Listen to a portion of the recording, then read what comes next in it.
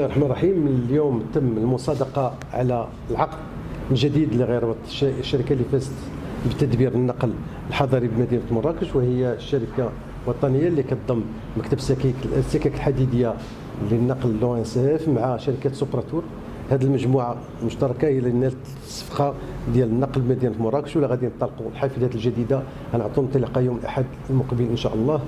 فالمواصفات ديال الحافلات هي مواصفات عالميه اللي فيها كل ما يتعلق بسواء الوي في ولا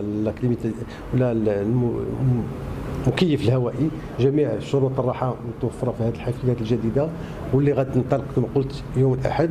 واللي بالنسبه للموظفين كاين مجموعه الناس كيتسالوا على الموظفين اللي كاينين مع الشركه الحاليه الزا، فجميع الوضعيه الاجتماعيه والترقيه ديالهم نفسها ستبقى مع الشركه الجديده. كاع الامتيازات اللي كانوا عندهم اللي كيتوفروا عليهم سيبقوا مستمرين ان شاء الله.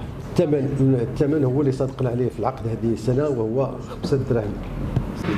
هو السكان مراكش ما محتاجينش رساله باش يحافظوا، وهما من تلقاء نفسهم عندهم التربيه ديالهم اللي غتسمح لهم بالمحافظه على هذه الحافلات.